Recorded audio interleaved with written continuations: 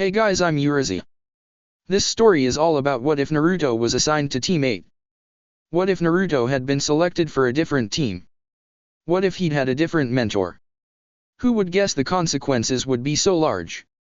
Before we proceed with the story, please like and subscribe to this channel if you liked the video, and don't forget to check the description for the other works of the author if you liked the story. Let's start. Chapter 17, All That in a Bag of Chips.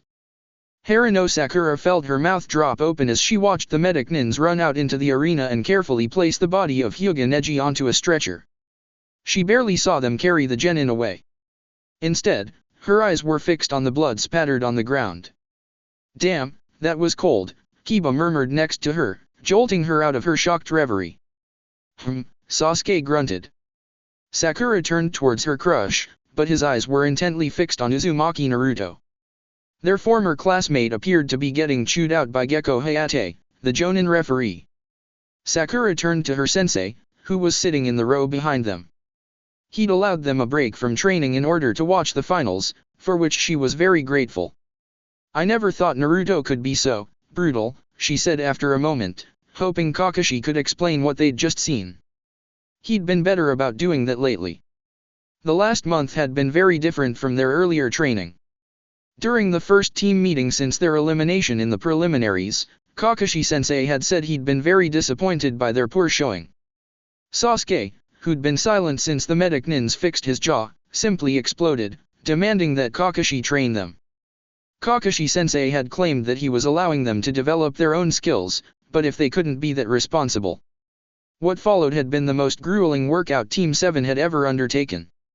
Since then, every team exercise had been like that. Kakashi-sensei had even started showing up for meetings on time mostly, and his little orange books had been conspicuously absent. Sakura jumped when Kiba made a disparaging noise. "I thought you were the brains of this team, Haruno," he said in a challenging tone. "You saw what that jerk did to Hinata." Sakura turned back toward her teammate, since Kakashi-sensei hadn't even acknowledged her question. "You think he's still that angry about it?" she asked. What she'd seen was so far beyond what she expected from Naruto, it just didn't make sense to her.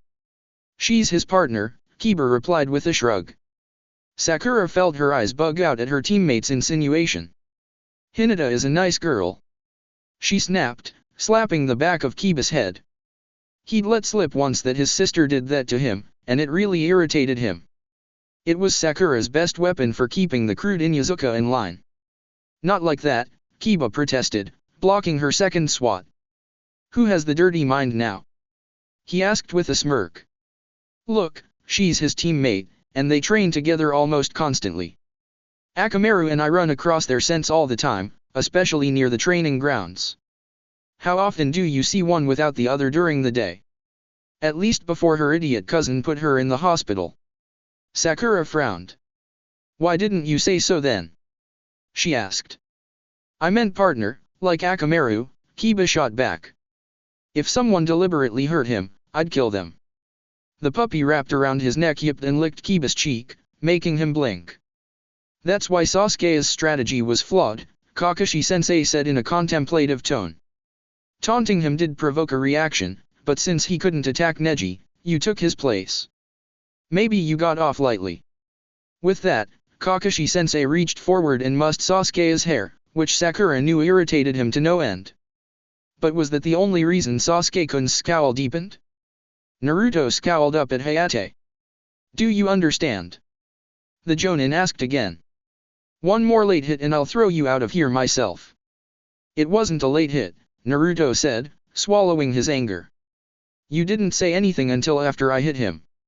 "You already had him beat," Hayate said in a lower voice. "That was unnecessary." Naruto narrowed his eyes. "Just like before, right?" Hayate turned and coughed.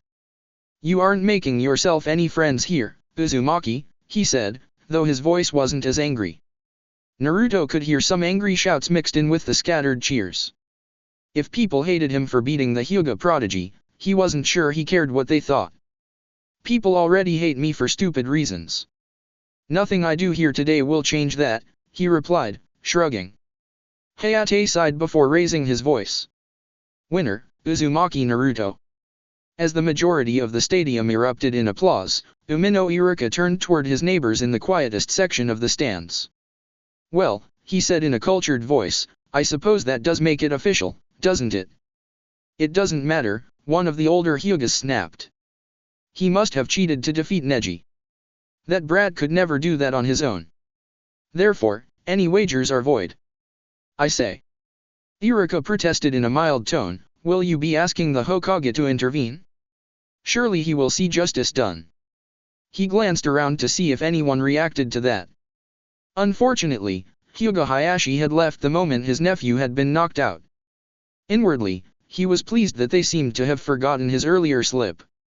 "I have every confidence he will see things our way once this is all over," a fat man in a richly brocaded robe announced. "Very well," Iruka conceded, "if that is the case, I will be sure to return your wagers immediately." "Return?" the fat man asked. "Well, yes," Iruka said with a smile. "Our wagers are, after all, contingent on the official outcome of the match. At the current time, that outcome is a victory for this Uzumaki ruffian. While I wouldn't dream of doubting your word that justice will prevail for your young Neji, it would be a shocking scandal if those around us thought you were actually reneging on your wagers." No sooner had the words left Iruka's lips than several of his companions began glancing around. A few of the workmen and minor merchants near them did seem rather curious as to their lack of reaction to the conclusion of a spectacular match. That was more than enough to fertilize the seed of paranoia he'd planted. In short order, Iruka was folding a collection of banknotes, money orders, and what looked like the deed to some sort of shop. "Well, I am simply famished," he announced. "I think I will make my way to one of the food sellers before the next match begins. If this decision is reversed, you may of course contact me through the Hokage's visitor registry. I am staying with a distant cousin, one Umino Iruka." With that, he made his way through the crowds as the next match was announced. He was a little worried that Naruto might have gone too far with Hyuga Neji, but he accepted that if he had, it was with reason. He'd just shown people the folly of doubting Naruto, he wasn't about to start doing it himself. He just hoped Naruto would accept a really big bowl of ramen in lieu of some cheering. Despite everything that had happened, Naruto was still surprised by the reaction of the spectators as he turned to retrieve his weights. He wasn't completely happy with how the match had gone, but he had won, after all. He just wasn't used to people clapping their hands and cheering. He couldn't remember the last time someone outside his circle of precious people had recognized his efforts. But it felt really good. Recognizing that warm glow, he finally did remember Shino's parents. Mastering his emotions was hard, but he swallowed and reacted the way Hinata had shown him that night. He turned toward the Hokage's box and bowed deeply. Then he turned toward the center of the audience seating and repeated the gesture. The cheers grew even louder and Naruto found his hands were shaking a little as he pulled his chakra-enhanced weights from where they'd embedded themselves in the ground. Kurenai felt her smile growing wider. She glanced over at Hinata, who appeared rooted in place. Naruto's gracious acknowledgement of the praise could only have one ultimate source, but she didn't think her subordinate recognized that. The girl seemed somewhat disturbed by the brutal conclusion of the match, but she needed to recognize the necessity of what had just happened. She also needed to understand that she did have value, and that what happened to her at the preliminary matches had to have consequences. Kurenai shook her head, even as her hands continued adding to the applause. That was a concern for another day. She wasn't as concerned about Shino's match, but something could still go wrong. Naruto was still adjusting his wrist weights when he made his way back to the examinee's balcony. "Did you fulfill all your stated objectives?" Shino asked, turning toward him. Naruto nodded. "Pretty much. It was difficult to ascertain at long distance," Shino observed, "but the damage appeared extensive." Naruto shrugged. "I did what I set out to do." Shikamaru glanced back and forth between the two of them. "You're not up to something troublesome, are you?" he finally asked in a disgusted voice. "We are establishing a precedent regarding acceptable behavior towards allies and team members," Shino announced. "To that end, we propose to demonstrate a willingness to use any and all means to obtain an equitable response, ranging from coercion, influence, and tactical intelligence, to, as needed, Extreme levels of physical violence. Shikamaru rolled his eyes and sighed. How would you feel if someone hurt Ino and put her in the hospital for 3 weeks? Naruto demanded, frowning. Relieved, Shikamaru said, but then let out a grunt when Choji elbowed him. Okay, that would be troublesome too. But he's her cousin. Do you think the Hyugas are going to like you messing around in their clan's politics? Naruto's eyes narrowed as he regarded the lazy Nara. Despite his demeanor, his classmate was smarter than he normally acted. He probably didn't want his teachers to expect more out of him. That is precisely the point, Shino replied. If we are willing to do that to her cousin, a member of a powerful and highly respected clan with a superior bloodline, then what will we do to someone else? Better if your teammate wasn't so weak she needed you two to protect her, the blonde girl from Suna spat in a disgusted tone. Her expression suggested that she tasted something foul. She's not weak, Naruto snapped, clenching his fists. Even an echo of Neji's words still had the power to enrage him. She's been told that all her life and it's nothing but bullshit. He made himself relax when Shino put a hand on his shoulder. The gesture from his normally reserved teammate was like a bucket of cold water on his anger. It's not weakness that kept Hyuga Hinata on her feet with a collapsed lung and lacerations of the left ventricle, Shino stated. It's not weakness that made her keep getting up to fight an opponent that knew every move of her fighting style and whom she had no real expectation of defeating. I believe the appropriate descriptor is determination. Naruto was vaguely aware that Shikamaru and Choji were openly staring at Shino. Maybe they didn't know how badly Hinata had been injured, or maybe it was the undertone of anger in the usually emotionless Aburame's voice. In any event, the coldly analytical burst of killing intent made the Suna girl take a step back even as the face-painted guy stepped forward. If you disrupt the matches, I will kill you all, Gaara said, speaking up for the first time. While the red-headed boy was staring at Naruto when he spoke, the fear on their faces suggested that Gaara's words were directed more towards his teammates. In any event, the two of them pointedly turned their backs on the Konoha genin and joined their brother at the railing. Naruto swallowed. According to the dossiers Kurenai had prepared, all 3 of the Suna genin were children of the Kazekage. They sure didn't act like siblings as far as he could tell. Not for the first time, he wondered how accurate Hinata's guesses about Gaara's upbringing were. Would he act like that if no one had ever accepted him? He shuddered. Then his attention was drawn toward the arena. The next match, Hayate announced, his voice as loud as the Wiizichinin could probably manage, will be Aburame Shino vs Akimichi Choji. Naruto turned and gave Shino a quick nod of encouragement. Shino nodded back and turned toward the stairs. Naruto stepped out of Choji's way as the heavy-set boy followed Shino. Then he slowly walked up to join Shikamaru at the railing. To be honest, Naruto wasn't as worried about this match as he might have been. While the Akimichi boy had hurt his preliminary match opponent worse than anyone else, it hadn't really been intentional. The older genin he'd crushed was still recovering and, from what Naruto had heard, Asuma had to talk Choji out of dropping out of the exam in remorse. To Naruto, it seemed like he'd sort of been asking for it, taunting Choji like that. But Shino wasn't that stupid, and he never underestimated his opponent. But even if Choji did surprise him, Naruto knew he wouldn't intentionally try to inflict lasting harm. The same couldn't be said of everyone that still remained, and he found himself watching Gaara again with his peripheral vision. As the boys walked out onto the grounds, Naruto noticed Choji was strapping some metallic bracers to his forearms. He knew from Kurenai-sensei's notes that some Akimichi, including Choji's father, augmented their impressive physiques with heavier armor than most shinobi. Choji hadn't started to do so before the exam, but watching Shino's match with Kiba evidently persuaded him to start. Hayate appeared to speak quietly to both examins for a moment. Naruto imagined it was more of the same, "Stop when I tell you to stop," stuff. Too bad he hadn't been so cautious in the preliminary matches. Finally, Hayate signaled for them to start. To Naruto's surprise, Shino didn't immediately draw his kamas.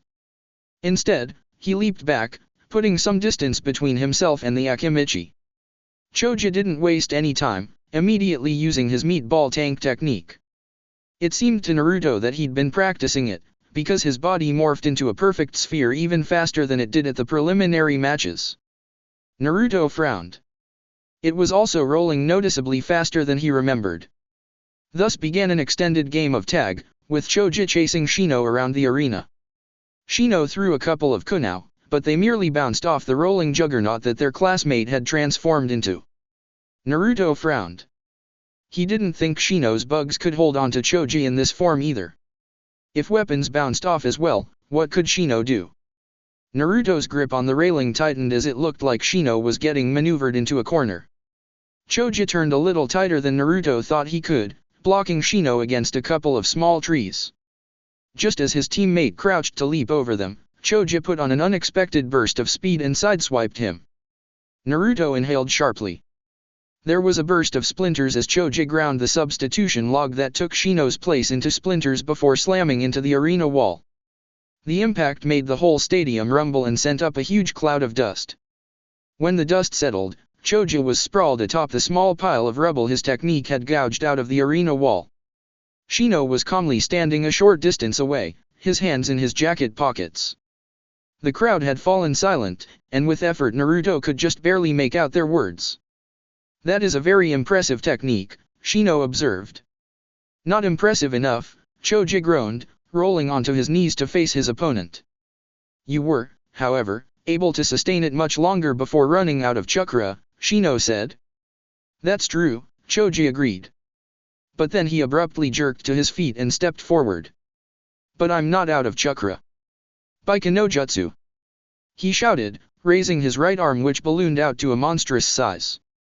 "Sorry Shino," he said quickly as he smashed it down on the transfixed Aburame.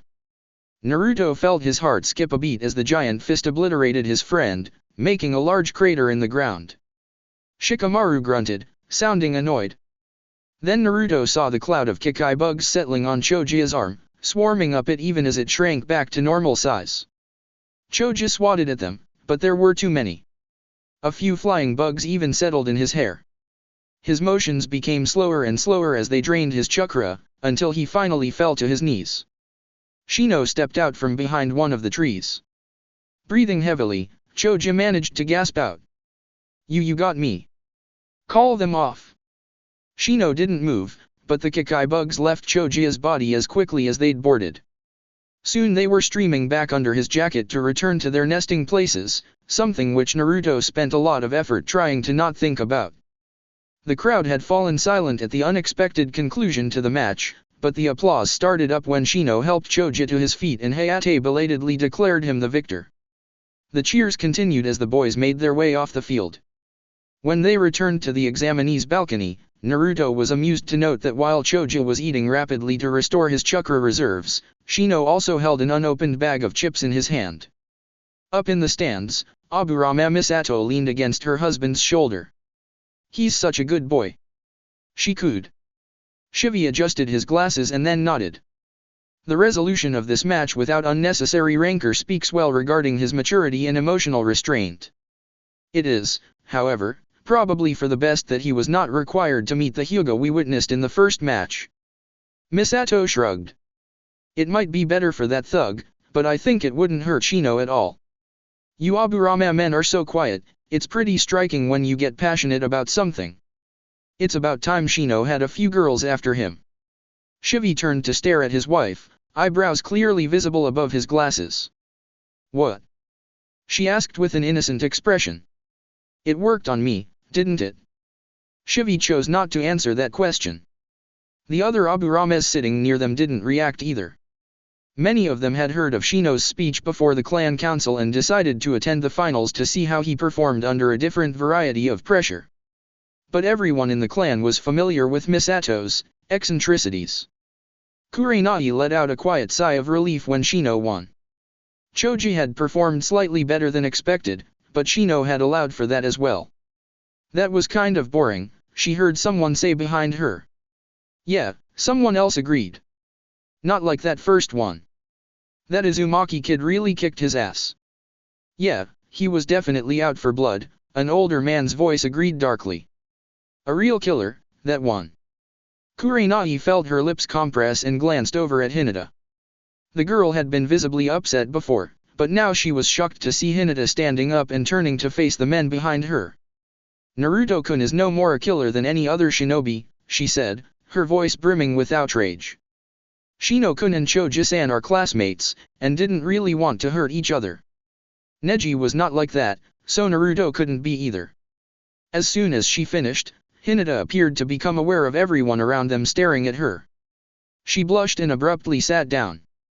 Kurenai gave her genin an approving smile, even as she circulated chakra in her ears to pick up the whispers of those around them. Who was that? I think she's a Hyuga.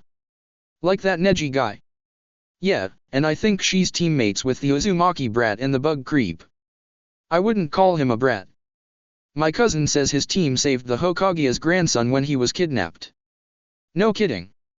Whether she heard them or not, Hinata's expression didn't change.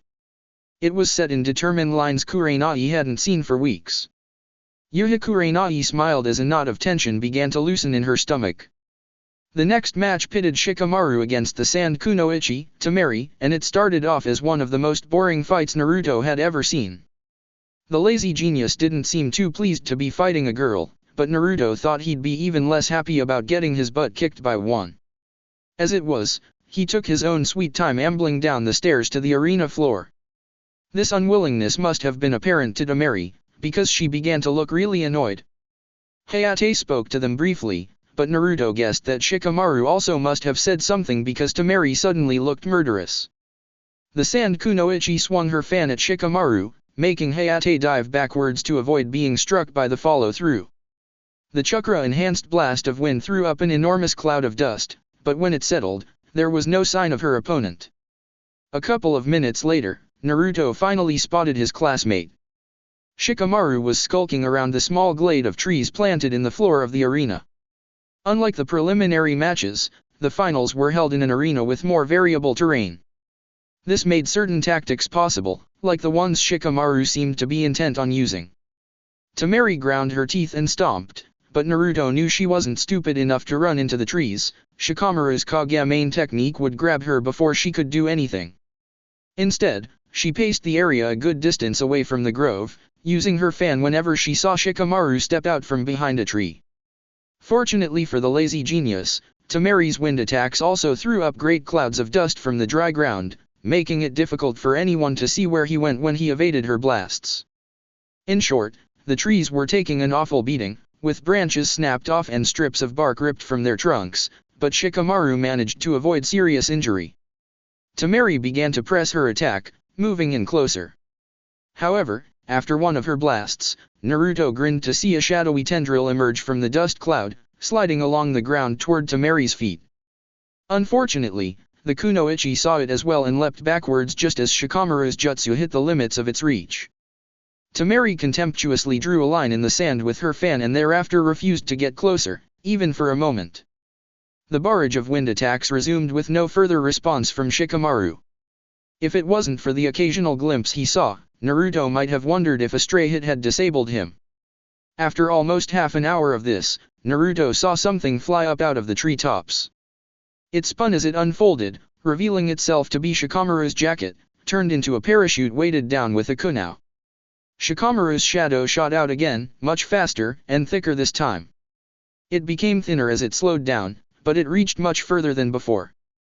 Naruto glanced up at the sun, and realized it was significantly lower in the sky now, extending the shadows of both Shikamaru and the arena walls. Unfortunately, Temari glanced up as well, and saw the improvised parachute just as Shikamaru's tendril touched the parachute's shadow. Boosting itself off of the parachute, it arced toward Temari's feet, but she was already in motion. Leaping backward, Temari swung her fan, getting her whole body into the motion. The parachute was flung away by the stiff wind, foiling Shikamaru's attack even as the backdraft kicked up another cloud of dust. But when the dust cleared, it revealed Temari standing in an unnatural posture. It took only a moment for Naruto to realize that she was aping Shikamaru's stoop-shouldered crouch. As the dust settled, he saw Shikamaru's shadow extending forward from his feet, angling off toward the holes Naruto's weights had left in the ground. The sun was at a sufficiently sharp angle to leave the bottom of them in shadow, and it looked like Shikamaru had used those shadows to boost his own shadow far enough to capture Temari. The Kunoichi's face was a mask of chagrin as she straightened up and marched toward Shikamaru, just as he walked toward her.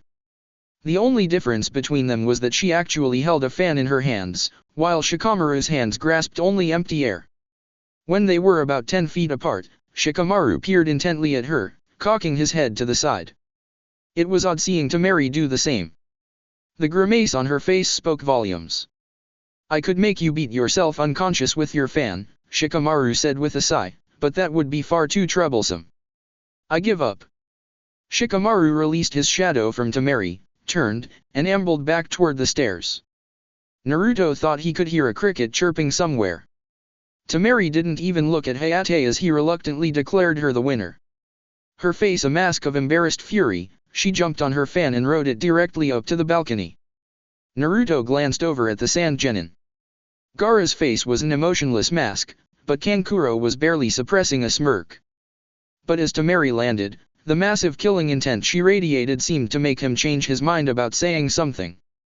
Choji sidestepped until Shino was between him and the sand team. Naruto frowned for a moment, and then headed down the stairs at a quick trot. He didn't understand what was going on down there, but he didn't think Temari was in any mood to talk. As he suspected, Shikamaru was less than a quarter of the way up the stairs when he met him, ambling along like he was in no particular hurry. Shikamaru frowned when he saw Naruto. "Are they making you fight again? I didn't think your next match was for a while yet. Why did you give up?" Naruto asked bluntly, taking care not to raise his voice. Shikamaru sighed. "It's too troublesome, that's all." Naruto shook his head. "No more troublesome than having to take the whole genin exam over again because you crapped out at the last moment." Shikamaru's eyes narrowed. "When did you start thinking about something besides pranks and ramen?" he asked. "Sensei expects more from me," Naruto answered. "And you still haven't answered my question." Shikamaru sighed and slowly resumed his trudge up the stairs. "She was holding back." "Temari?" Naruto asked. "No, Amaterasu the Heavenly Empress," Shikamaru replied. "Who else would I be talking about besides Temari?" "Sorry, geez," Naruto apologized, shrugging. "Anyway," Shikamaru continued, "she wasn't attacking all out today, even when I came close to catching her earlier. She's conserving her strength for some reason, so I decided it might not be a good idea to squander all of mine." "Maybe she was saving her chakra for her next match?" Naruto asked. He tried to remember who she'd be fighting next. "I'm not quite that pathetic, Naruto," Shikamaru replied with a disgusted look. "And I did catch her in the end. I don't know if there is something going on, but if there is I will be ready." Naruto frowned. "All right. You tell Choji and I'll let Shino know." Up in the stands, Sarutobi Asuma scowled. It was official now, both of Kurenai's students have advanced farther than his. He took a drag on his cigarette, knowing it would be the last one he would enjoy for the next couple of months. If Shikamaru had beaten both of her students in the finals, he could have claimed a victory, no matter that Choji was defeated. He sighed. Getting Kurenai to pose for that swimsuit calendar would have been a major coup. He would even have allowed her to choose a tasteful, conservative suit. The fact that he'd gotten her to do it would have made him the envy of Konohagakure, at least the male half. He shook his head, annoyed at his lazy genius of a student. It didn't make sense. He'd told Shikamaru that if he forfeited he'd be paired with Ino for every group exercise until the end of the year. Usually, Asuma partnered up with the bossy blonde himself to give the boys a break, something he knew Shikamaru appreciated. So why would? Asuma's frown deepened. He sat up in his seat and tugged on the sides of his vest to straighten it. This also gave his fingers the chance to loosen his trench knives in their scabbards. He glanced across several rows to where Kakashi was sitting and caught the Jonin's eye. Something might be up. He glanced over to where Ino was sitting with her parents. She would be all right there. Too bad Guy hadn't returned to his seat yet. For obvious reasons, the arena had a small but well-equipped infirmary. The nature of shinobi combat was such that immediately life-threatening wounds were always a possibility, so sending the injured across town to the hospital wasn't an option. Two men, one garbed in flowing white, the other in stretchy green, confronted each other in the hallway outside the medical bay. It was fortunate that the room was chakra shielded to aid in performing delicate medical jutsu. For if the seals carved into the walls had not been there, the massive killing intent in the hall might have distracted the medics from their urgent work. They are still seeing to him, Might Guy said in a quiet voice. He's lost a lot of blood. Hyuga Hayashi's eyes narrowed marginally. I'm sure you feel quite vindicated after he spurned your assistance this past month. The words were spoken in a calm tone, but the undercurrent of venom was unmistakable. Guy shook his head. No. It was his choice to make. As it will be his choice whether he learns the youthful lesson or not. Lesson? Hayashi inquired in a polite, but cold voice. A minute vertical crease had appeared between his eyebrows. Neji has finally encountered a foe that all of his anger and his bitterness could not defeat, Guy declared. If he takes the correct path and casts aside his past, he will finally be able to stoke the fires of his youth. With every word from Guy, the crease deepened until it began to resemble a drawn-together scar. Enough. Hayashi finally snapped. No more of your drivel. Neji failed today, and has drawn shame to the Hyuga name. He will make amends for this. And if he extracts any of your youthful lessons from this utter failure, I'll activate his seal myself. Hayashi spun toward a nurse who'd stepped out of the clinic to see what all the shouting was about. She froze in place, terrified at being subjected to such massive killing intent. I am to be informed the moment Hyuga Neji regains consciousness, is that clear? It took a moment for the hapless woman to find her voice again. Why yes, Hayashi-sama. She finally stammered. Hayashi spun on his heel and stalked off. Guy quietly cleared his throat, jerking the woman out of her relieved reverie. How is Neji doing? He asked in a quiet voice. By the time Naruto and Shikamaru made it back up the stairs, Shino and Choja were openly staring at the sand team. Hey, do I look stupid or something? Kankuro demanded belligerently. What's wrong? Naruto asked. Shino turned towards him, but Naruto had a feeling his attention was still focused on the Suna shinobi. Kankuro forfeited as soon as his match with Gaara was announced, he said. Surprised, Naruto turned toward the face-painted ninja. But the boy just shrugged. I know there's no way I can beat Gaara, so it's stupid to even try. Remembering Shikamaru's observations, Naruto began to feel even more uneasy. Yeah, but between this and getting a bye in the preliminaries, aren't you pretty much guaranteed not to be made a Chunin? He asked with what he hoped looked like honest confusion. Kankuro's hesitation was slight, but unmistakable. I'm not in any real hurry to advance, he replied in a casual tone. Naruto shook his head in puzzlement. Whatever, he said and went to go stand by his teammate. Suna is up to something, Naruto murmured under his breath as soon as Shino's mask blocked any view they might have had of his lips. I concur, Shino replied. After a quick consultation with the two Kage, Hayate returned to the arena floor. The next match will be Uzumaki Naruto and Sabaku no Gaara. Only iron control kept Kurenai's face from betraying any emotion.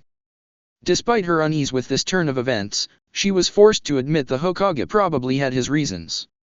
Gaara had yet to face anyone, and Naruto had the most time to recover from his previous match. Moreover, given his stamina, she had little doubt that her genin was as ready as he would ever be. And if Gaara's aggressive behavior got out of control, he was probably the best equipped to survive it. But that didn't mean she had to like it. Glancing over at her subordinate, it wasn't hard to see the concern on Hinata's face. Given her confidence in Naruto's capabilities, it might have seemed a little out of place. But it was also true that Hinata had encountered Sabaku no Gaara at a time when the bland demeanor shielding his bloodlust was wholly absent. Kurenai felt her unease grow stronger by the second. Iruka fought off a wave of worried nausea as he sat down in the seat Ichiraku Teuchi and his daughter Ayame had saved for him. His rich kimono drew a few odd looks from their neighbors, but he ignored them. A quick nod confirmed that the plan had worked, making Teuchi break out into a wide smile that Iruka did not share. He should have expected Naruto would eventually face Gaara, but he'd hoped it would have been later. Perhaps after the disturbing boy had done something to get himself disqualified. He shook his head. Not that it was likely, given his parentage. But the few hints he'd picked up from Kurenai implied that he wasn't the only one concerned. Who's this red-headed kid he's fighting now? Ayame asked, peering over at Iruka with clear concern.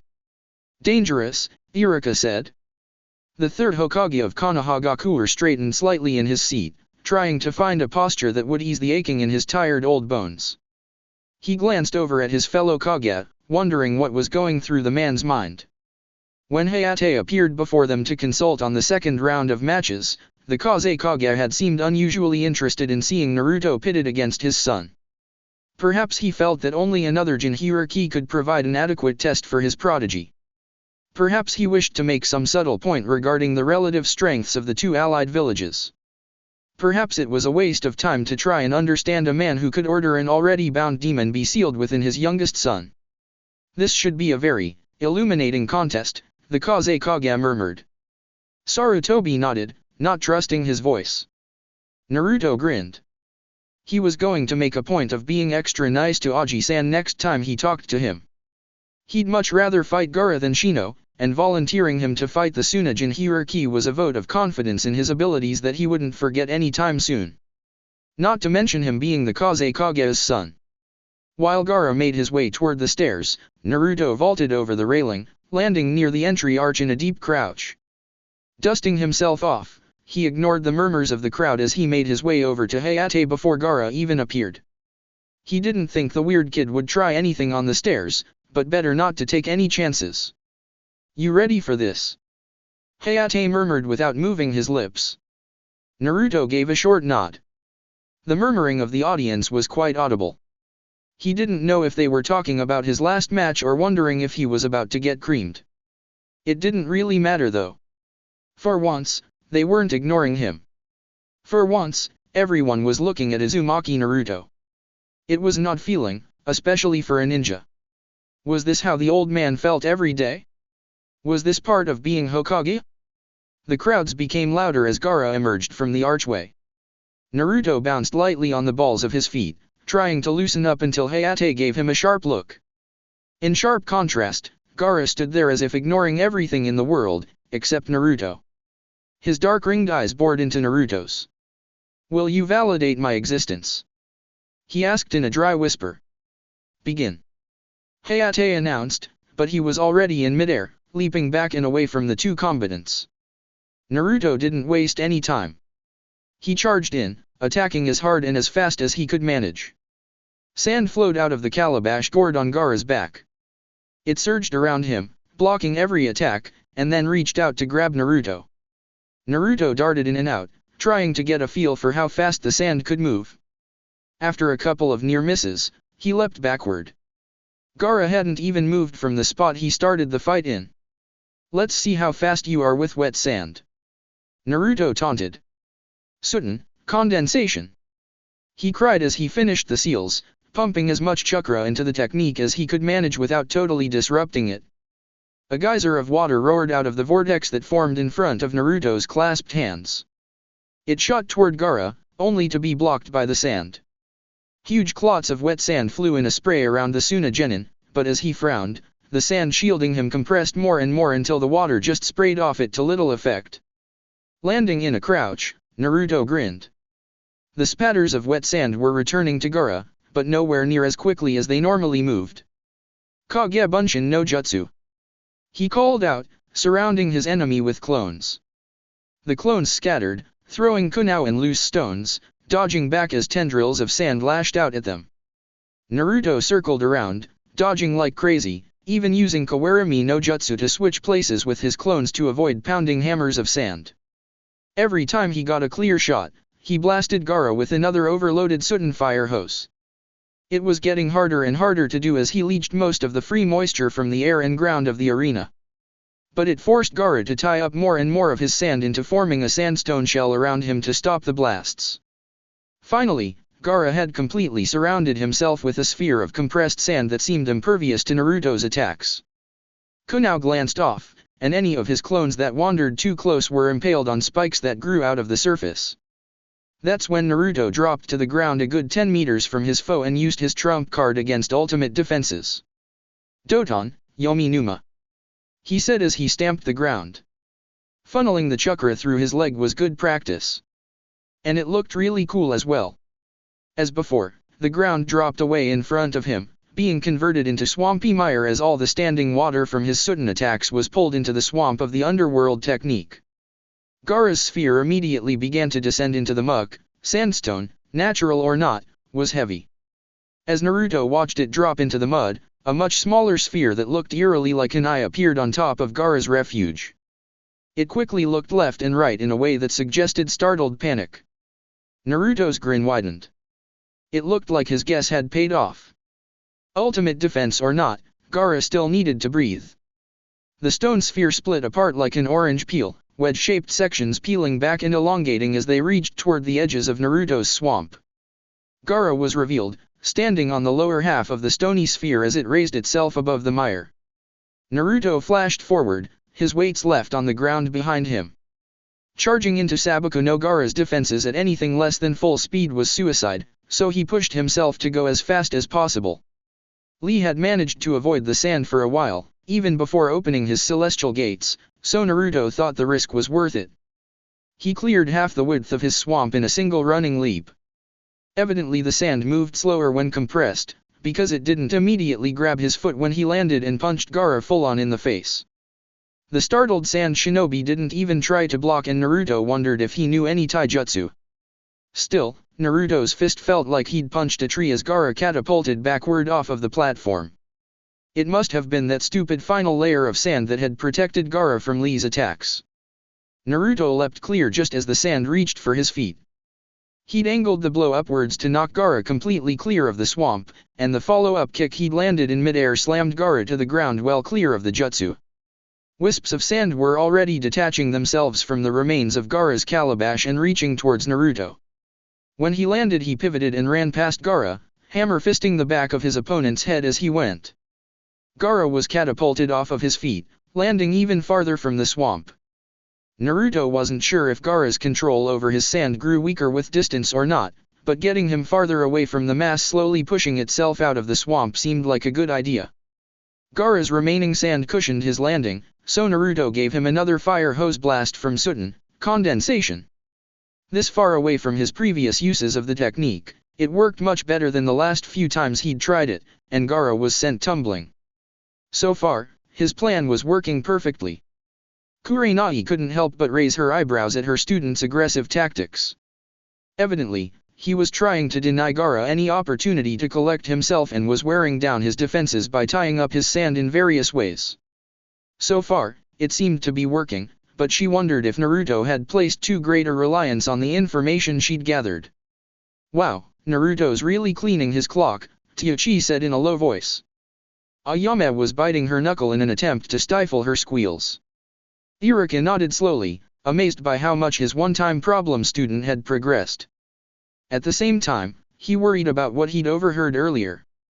Naruto's enemies would never again assume he was no threat. He just hoped the boy was ready. Naruto's knuckles were throbbing, but Gaara's armor of sand looked more like a jigsaw puzzle. He landed an uppercut under Gaara's jaw that sent a jolt of pain down the length of his forearm. Gaara, however, was lifted off his feet and landed in a heap. Mindful of Hayate's wrath and the fact that this was the Kazekage's son, Naruto paused for a second before kicking him again. "Do you want to stop this, Gaara-san?" he asked. Gaara ignored the question. Instead, he reached with trembling fingers toward his mouth, which was now bleeding freely from a split lip. Blotting the crimson with his fingertips, he pulled his hand back and stared at it. And then screamed. A burst of golden-colored chakra sent Naruto stumbling backwards. Gaara's bloody hand morphed into a monstrous tan appendage far too big for the body it was attached to. It lashed out with shocking speed and sent Naruto flying backwards. Gaara staggered to his feet, his arm slowly returning to normal. Naruto barely saw the shadow forming around him in time to leap clear before a tidal wave of sand engulfed him. He landed awkwardly, still dazed from the blow, and rolled to his feet in time to see Gaara's sand return to him. Up in the stands, people began falling asleep as visions of falling feathers dulled their wits. Kurenai felt the illusionary technique as soon as it began. It wasn't especially hard to resist, but what was surprising was how widespread it seemed to be. Someone with great skill had expended an enormous amount of chakra to envelop the entire stadium in a wide area sleep compulsion. The genjutsu was, in fact, so widespread that she couldn't really home in on the source of the technique either. With some pride, she noticed Hinata suppressing her own chakra to shed the effects with almost the same speed as her teacher. Shino's colonies registered the presence of foreign chakra even as he noticed the motion in the stands as the spectators began keeling over. If his assumption was correct and this was a genjutsu effect, it did not seem to extend downward to the examinee balcony. He turned slightly to examine the Suna shinobi using his peripheral vision. Their body language proclaimed that they were tense and expectant, but not surprised by this turn of events. He twitched his fingers to signal Shikamaru as he ordered both his colonies to attack the sand ninjas. If he was incorrect in his projections, he would deal with the consequences later. Kikai bugs poured out from under his jacket, coating the floor as they surged toward the enemies of Konoha. Sabaku no Gara weaved unsteadily on his feet, clearly disoriented from the beating he'd just taken. However, he had reclaimed his sand and Naruto knew he was back to square one. His opponent's automatic defense wouldn't likely be affected by any dizziness. Moreover, Naruto had no idea how he'd been knocked back like that. Well, he had an idea, but it was too awful to bear thinking about. If Gara was as hateful and isolated as Hinata guessed, maybe he'd turned to his demon? Gara wasn't even paying any attention to him at the moment. He just stood there, staring at the blood on his fingertips and whispering to himself. Naruto took a deep breath and brought his hands together for another Sutenjutsu. Even as he was molding his chakra, his attention was diverted by a loud boom as a cloud of smoke enveloped the Kage's balcony. His stomach dropped, but he told himself not to worry. Aji-san wasn't weak, he could take care of himself. As he turned back, Temari and Kankuro leapt down to land on either side of their brother and teammate. They looked like they wanted to steady him, but were afraid of getting too close. He hurt me? Gara said in a disjointed voice, showing Temari the blood on his fingertips. His eyebrows drew together. He hurt me. Gara took an unsteady step towards Naruto. Gara, wait. Temari began, but was cut off when a sand jonin wearing a veil across half of his face landed between them and Naruto. He looked vaguely familiar. Stop this immediately. The mission has started, he said. He turned toward Naruto and his killing intent spiked. In a flash, Hayate appeared next to Naruto. Gone was the harassed, sickly-looking referee, and in his place was a focused jonin. Naruto swallowed. Gara let out a strangled cry and fell to his knees, holding his head. The sand jonin scowled and turned. What's wrong with him? He asked in a harsh voice. Temari hovered over the red-haired genin with a worried expression. He's dazed. He might have a concussion. The armor of sand protected him from a lot of the damage, but it used up most of his chakra. I don't think he can use it anymore.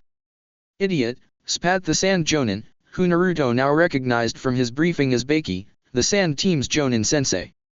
I told him to take this seriously. Gara is the sand's trump card. Get him out of here until he's had time to recover. Then you will resume the mission. Kankuro gingerly helped Gara to his feet, hauling an arm across his shoulders. What about you, sensei? Temari asked. I will deal with these, he replied, turning back toward Naruto and Hayate. You think it will be that easy? Hayate asked as another jonin, this one with a senbon needle in his mouth and cloth tied over his hair, landed next to him. Go. Baki ordered, and they leapt out of there just as a pair of kunao thudded into the ground where they'd been standing. Shino and Shikamaru, kunao in their hands, started after them, but Baki turned toward them with murder in his eyes, and they hesitated.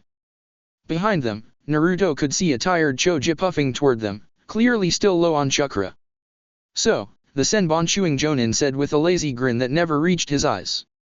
Is Orochimaru behind this little party? The sound of that name had Naruto baring his teeth. If Sensei was right, he owed that freak the beating of his life. Then his eyes wandered up toward the stands. Everyone was lying down like they were asleep or dead. A few people were up, but all of them were fighting. Sensei. I don't know about that, Baki replied. But none of you are leaving this arena alive. We'll handle this, Naruto, Hayate said, stepping between him and Baki. I'm afraid the exam is over now. Right, Genma.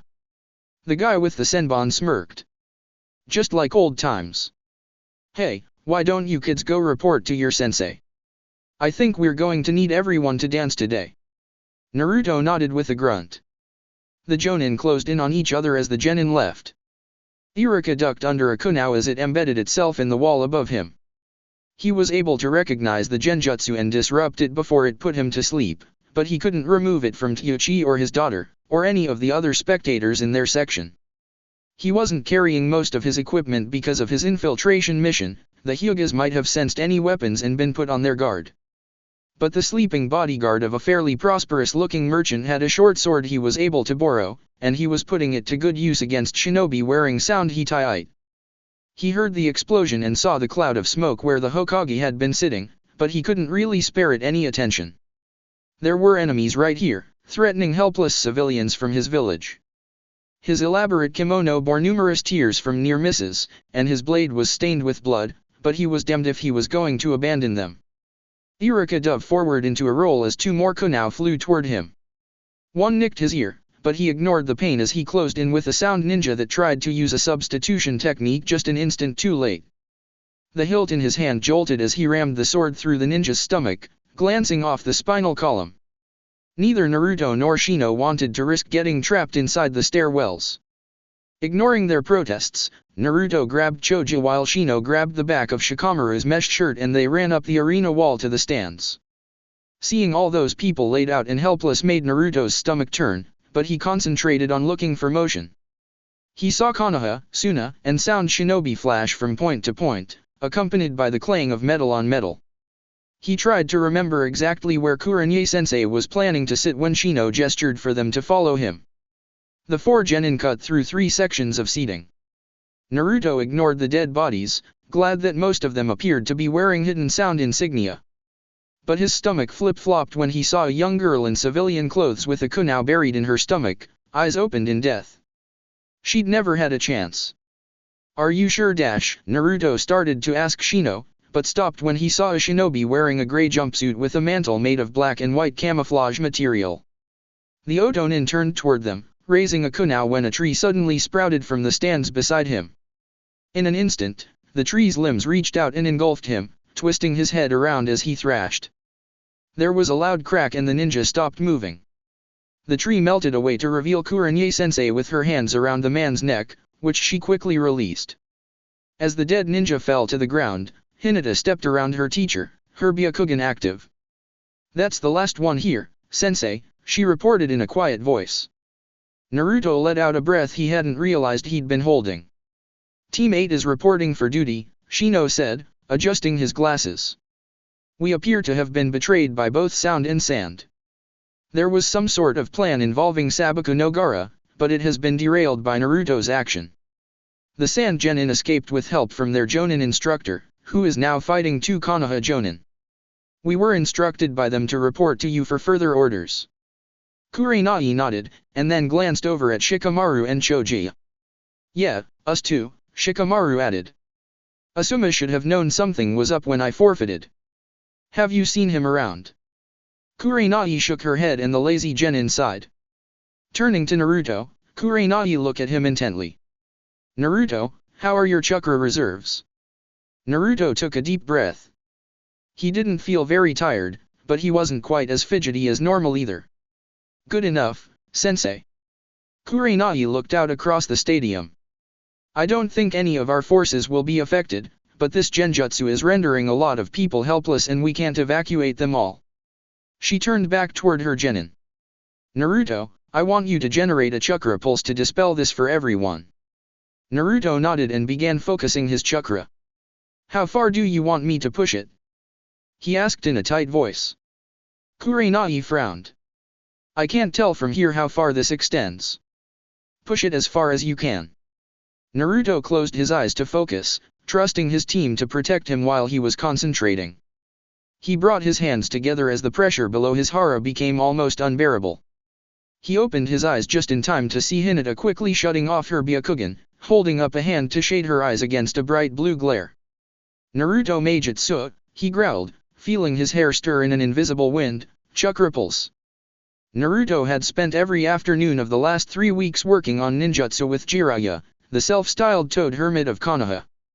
In between cajoling the old pervert to show him new techniques, Naruto had also been engaging in elaborate exercises to develop his chakra control. It shouldn't have been a surprise to him that this might affect how he performed other techniques. But it was. A shockwave pulsed out in all directions, as visible as a thick pane of glass that refracts the light. Shikamaru and Choji grunted as it passed through them, while Shino actually winced. Kurenai and Hinata were standing a little further away, and while the Jonin didn't react, Hinata did blush heavily. But the most visible reactions were among the sleeping spectators, who immediately flinched and woke. Umino Iruka was on his last legs. His clothing was torn to rags, he was covered with bruises, cuts, and scrapes, and the sword he'd appropriated had just been knocked out of his hand. The sound shinobi he'd fought, who was at least upper Chunin if not an actual Jonin, wasn't looking that much better. But at least he was still armed. Iruka flung a bloodied hunk of what used to be a 5,000 ryu kimono at the Otonin's eyes, but he was too experienced to fall for such a trick. He slashed it out of the air without dropping his guard, cutting off Iruka's escape. Iruka edged back into the corner, warily measuring his opponent's reach with his kunai. He was bracing himself for what would probably be a suicidal rush when a wave of pure chakra passed through him, making him dizzy for a split second. It wasn't enough to distract his opponent, not long enough for him to do anything anyway, but for some reason Iruka felt like he was missing something. The sound ninja shook his head and stepped forward. "Whatever that was, it won't be enough," he said in a cocky voice that made Iruka wish for another weapon. Then the Otonin stiffened, eyes widening even as he pitched forward on his face. A brace of throwing knives protruded from the back of his tunic. Iruka looked up to see the crowd stirring, civilians as well as some shame-faced Chunin and Genin. A large man stepped forward, and Iruka recognized him as the guard he'd borrowed the short sword from. He shook his head at Iruka as he kneeled down and wrenched the knives out of the Otonin's back with brutal economy. As the folds of his tunic parted, Iruka could see the edge of a Hittite. "I don't suppose you've seen a blade around here, about 3 hands long?" he asked in a gruff voice. Iruka was too tired to be embarrassed. Sakura was vastly relieved when she felt the genjutsu release its hold on those around her. She'd detected it as it was forming, and she and Sasuke had been able to break it. Kiba wasn't so fast and he and Akamaru had slumped down on the bench. Kakashi-sensei brusquely ordered them both to stay put and guard their teammate while he and Ino's Jonin-sensei fought the sound ninjas that suddenly emerged from the audience. She'd been uncomfortably reminded of their unsuccessful mission to protect Tajuna the bridge builder. Holding a kunai, watching others battle, but knowing if they turned on her she wouldn't last a moment. Something deep inside of her wanted to turn and run from the danger. But she also knew that both Sasuke and her sensei would never truly trust her if she broke now. She'd never be able to look Kiba in the eye if she left him to his fate. So she held her ground and waited for the inevitable. Then a surge of chakra nearly sent her to her knees. There was something familiar about it, but she couldn't really place it. That odd sense of déjà vu was quickly forgotten as the people around her began to wake up, including Kiba and Akamaru. Abruptly, the sound ninja began to withdraw. It was clearly one thing to use superior numbers to face the few elite that resisted the genjutsu. But it was something else when all the Chunin and Genin joined in as well. Kakashi appeared in front of them as Kiba was standing up again, shaking his head. "Your mission is now to lead the spectators to the emergency shelters," he said with no preamble. "There are a lot of people here from outside the village who won't know where to go. Once you get them there, you will join the guard force until you are relieved. Is that clear?" Gone was the playful cajoling tone he'd used so often. In its place was the voice of an Umbu captain giving orders in an emergency. Sasuke-kun looked rebellious, but didn't object. Sakura let out a sigh of relief. Outside Konoha, teams of sound shinobi were entering the last phases of a very elaborate summoning ritual. Such rituals were necessary to perform summons that any one of them lacked the requisite chakra to perform. Sitting in precisely delineated positions along and within the summoning circles, they had just unfurled their carefully prepared scrolls when a wave of almost solid chakra passed through the clearing.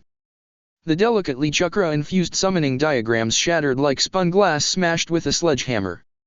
The carefully calibrated summoning, designed to call forth one of Manda's oldest offspring, was irrevocably fractured. Instead of summoning a senior envoy of the snake leader, it called forth thousands of his newest spawn. These newborn snakes were barely larger than a finger, too mindless to understand human speech, and extremely irritable after their first summoning. They were also horrifically poisonous. Within 40 seconds every mammal in the clearing was dead. Naruto dropped to his knees, panting for breath. Kurenai could tell he'd put a lot of effort into that technique. Kurenai looked around the Awakening Stadium. "I knew that would be useful someday," she said approvingly. Naruto gave her a tired grin. "While we may have foiled this gambit," Shino said, "I think there is more to their plan than a simple attack." Naruto frowned. "The Sunaku no Ichi, Tamari," she said something about Gaara being too dizzy and exhausted to use it. Whatever that means, their sensei got really angry when he heard that. He said Gaara was the Sand's trump card. Kurenai frowned. This was still potentially dangerous. "Where are they now?" "They got away," Naruto said with a frown. "Their sensei told them to go, and then stayed to block us." Shino cleared his throat. Naruto turned to Shino. "You tagged Gaara?" "No," Shino replied. "My allies refused to go near him." "Damn," Naruto growled, smacking his fist into his palm. "I did, however, tag the other two members of his team when they were on the balcony," Shino clarified, straightening his shoulders and shoving his hands into his jacket pockets. "Good work, Shino," Kurenai said. "Finding them quickly without Kikai pheromones would be impossible." "I was merely being proactive based upon cues I received from Naruto," Shino replied evenly. "You're still a sneaky bastard," Naruto said with a weak laugh. "And you freaking rock." "Very well," Kurenai said, thinking for a moment. "Naruto, your strategy against Gaara seemed fairly effective and it doesn't appear that he's recovered yet. You and Shino take Shikamaru and try to run them down before they can try anything else. Choji, you seem a little tired, so we will link up with Asuma and any other Jonin we meet. Now that I know what to look for, if their genjutsu user tries to start this again, I should be able to locate them. Are there any questions?" The genin shook their heads, Shikamaru perhaps a bit less than enthusiastically. "Good. Stay alert and be careful out there," she said. "Now go." The three boys quickly made their way to the exit. Even Asuma's laziest student showed some haste. Hinata started after them when Kurenai grabbed her shoulder. "Hinata, I don't think you are dash." "They might need my eyes, sensei," Hinata replied, turning toward her. "I will not get in their way or slow them down." The girl's face showed an implacable resolve that robbed Kurenai of any desire to stop her. She'd never seen the soft-spoken Hyuga looking quite so fierce. "Then hurry, Hinata," Kurenai ordered. "But be careful." That's it for part 15. Thank you for watching and see you on the next video.